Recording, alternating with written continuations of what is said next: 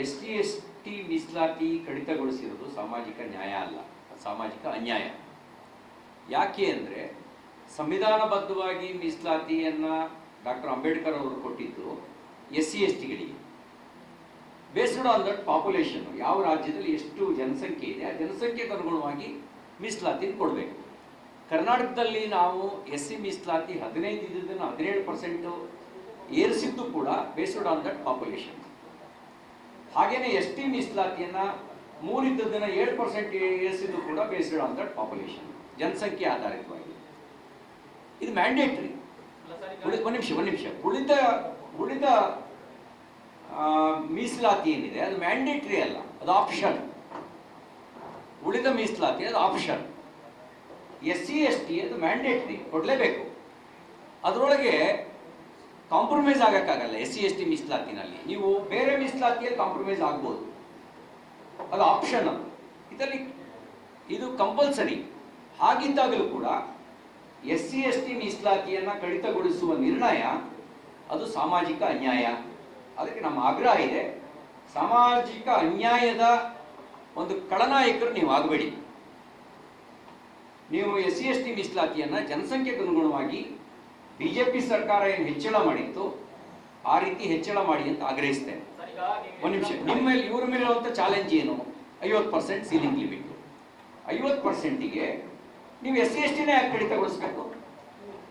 ಇದನ್ನೇ ಯಾಕೆ ಕಡಿತಗೊಳಿಸ್ಬೇಕು? ಇದು ಮ್ಯಾಂಡೇಟ್ರಿ. ಇದು ನಿಮಗೆ ರಿಲಿಜಿಯಸ್ ರಿಸರ್ವೇಷನ್ ಅನ್ನ ಸಂವಿಧಾನ ರಚನಾ ಸಂದರ್ಭದಲ್ಲಿ ಮೀಸಲಾತಿ ಕೊಡಬೇಕು ಅಂದಾಗ ಸ್ಪಷ್ಟವಾಗಿ ನಿರಾಕರಿಸುತ್ತಾರೆ ಸಂವಿಧಾನ ಶಿಲ್ಪಿ ಅಂಬೇಡ್ಕರ್ ಅವರು.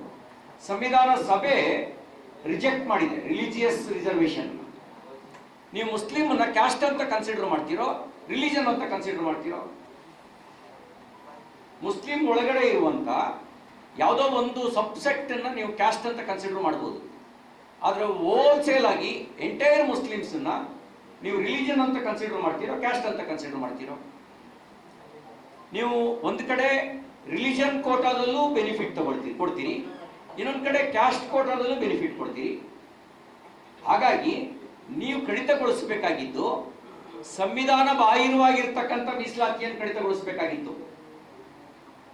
ನಿಮಗೆ 50% ಒಳಗೆ ತರಬೇಕು ಅಂತ ಇದ್ರೆ ನಿಮ್ಮ ಹತ್ರ ಅವಕಾಶ ಇತ್ತು. ಸಂವಿಧಾನ ಬಾಹಿರವಾಗಿರ್ತಕ್ಕಂಥ ರಾಜಕೀಯ ಮೀಸಲಾತಿ ಏನಿದೆ, ಮತ ಬ್ಯಾಂಕ್ ಆಧಾರಿತವಾಗಿರ್ತಕ್ಕಂಥ ಮೀಸಲಾತಿ ಏನಿದೆ, ಅದನ್ನು ಕಡಿತಗೊಳಿಸಬೇಕಾಗಿತ್ತು. ನೀವು ಮೀಸಲಾತಿ ಕಡಿತಗೊಳಿಸಿದ್ದು ಯಾವುದನ್ನ?